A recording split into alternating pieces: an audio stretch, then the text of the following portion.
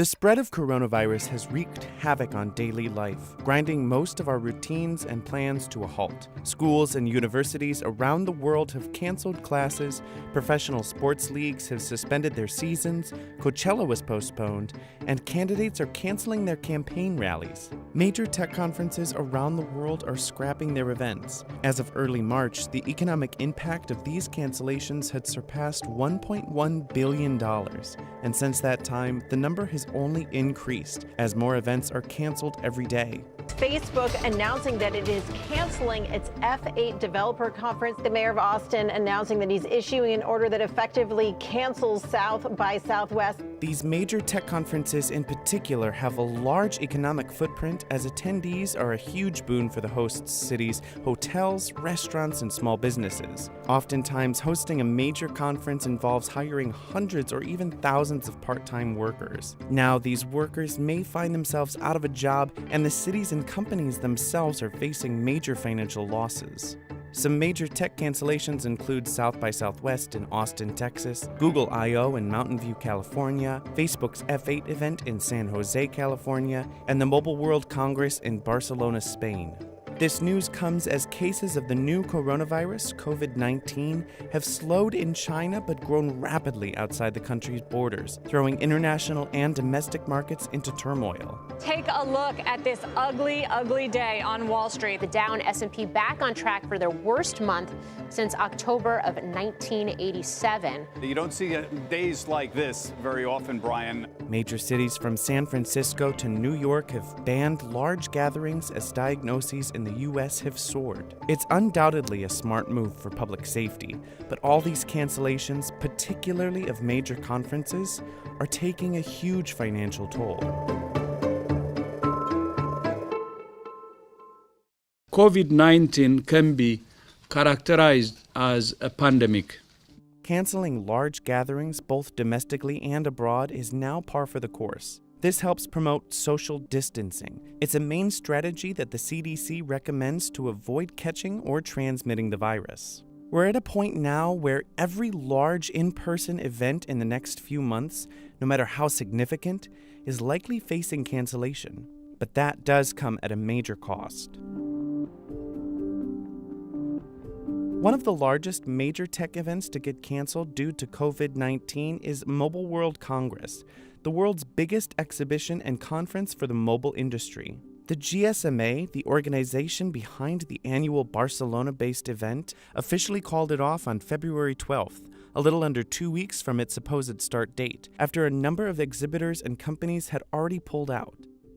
This event typically generates nearly €500 million in revenue for the city of Barcelona, draws a crowd of over 100,000 from over 200 countries, and generates over 14,000 part-time jobs. And it costs a fortune to put on. In the financial year 2017 to 2018, the last year for which the information is publicly available, the GSMA paid the trade fair organization Fira de Barcelona $40 million for its services, and $2.6 million to exhibition hotel management services around the city. But they likely won't get any of that back. GSMA's event insurance, as well as the insurance policy for individual exhibitors, do not provide coverage for these, quote, exceptional circumstances in which a communicable disease makes cancellation necessary.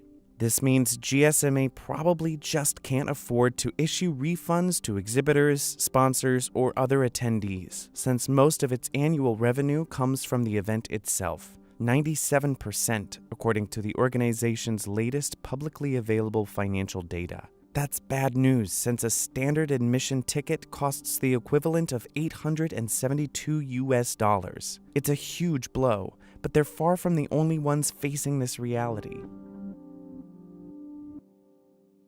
For many, the news that Austin's South by Southwest Festival would be canceled may have come as the biggest shock of all, as it's a staple on the cultural calendar. The annual 10-day-long event features film, music, and interactive tech. There are live concerts, film screenings, and endless presentations and panels to attend, scattered throughout the city of Austin itself. Last year, the event drew a crowd of over 417,000 people. It is the single largest, from a revenue generation perspective, the single largest event for the hospitality industry in the city of Austin. But on March 6th, just 1 week before it was slated to begin, the city of Austin called it off. After careful deliberation, there was no acceptable path forward that would mitigate the risk enough to protect our community. We didn't learn that until 4 o'clock on the Friday before we were supposed to start delivering foods and stuff to the volunteers and the South by South workers, which is who we fed. These 2 weeks in March represent 2, 3, 4 months, even more in revenue for the year. Between $25,000 and $30,000 is about what we were anticipating and what we are not going to be making anymore. Austin will lose about $355 million in revenue. But in terms of impact, the bigger hit could come to the festival itself, which may not be able to recover after losing tens of millions of dollars due to the cancellation. As was the case with Mobile World Congress, pandemics are not covered by the event's insurance. And while event organizers hope the show will go on in 2021, the festival's co-founder told the Wall Street Journal that he's unsure how to make it happen. Unfortunately, they have already made some layoffs. They laid off about a third of their employee base. I think it was about 50 people. So for them especially, it's very devastating financially.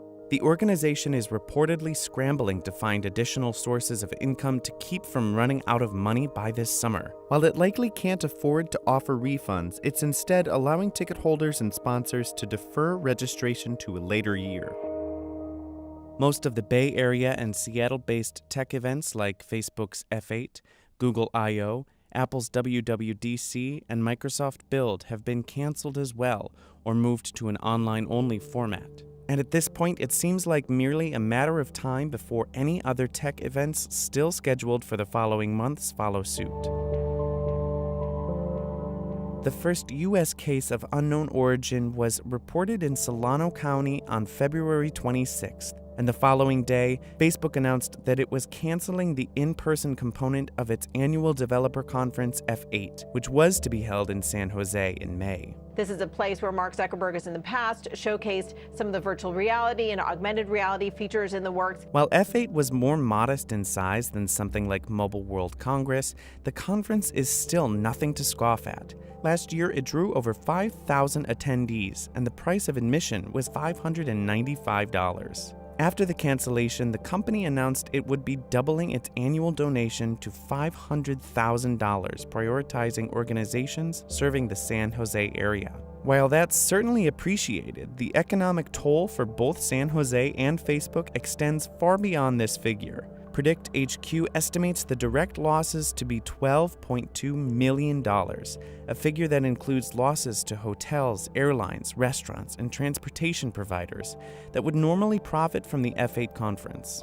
And people who rely even on tips, I think when you have a big business event like that, you could have your biggest day a year because of something like this if you have a few big corporate dinners. This figure doesn't include the unknown losses that Facebook is incurring from planning for an event that won't happen, or the amount that Facebook would have made from hosting it.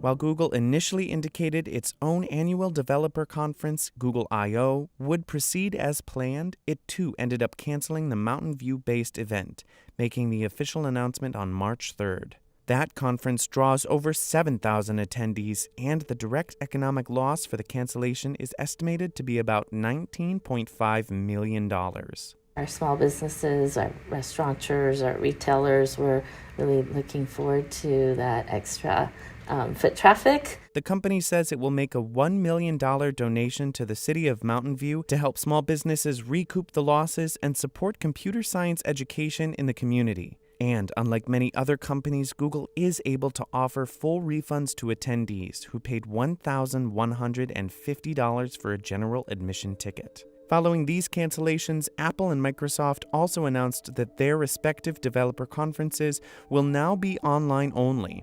Apple's June event was set to take place in San Jose, and it too will donate $1 million to the city, though like the other events, this only represents a fraction of the revenue that would have been generated. Microsoft's May event was set to take place in Seattle, one of the areas that's been hit hardest by the outbreak. Amid these announcements, the spread of the virus has worsened, and city officials have been banning large gatherings altogether, even as they struggle with the inevitable economic fallout. One restaurant owner mentioned they had lost 70% of their business. Ultimately, health officials hope that these protective measures will decrease the total number of coronavirus cases. But even if that doesn't happen, event cancellations and social distancing can slow the rate at which the virus spreads. This matters a lot because if too many people become sick at once, it will overwhelm our healthcare system, ultimately leading to inferior care and preventable deaths. For its part, economic activity is starting to pick back up in China, as strict quarantine measures have proven effective. So I think we can keep an eye on other markets that have been affected and just see how they rebound, and that might give us an indication. And if China continues the way it is now and we follow in that path, and that's a lot of ifs, but that might indicate that things really do improve in the next couple months. But while we exist in this period of uncertainty, every major gathering, no matter how important or economically impactful, is being called into question. Perhaps most devastating of all is the uncertainty surrounding the 2020 Olympics, set to begin this July in Tokyo.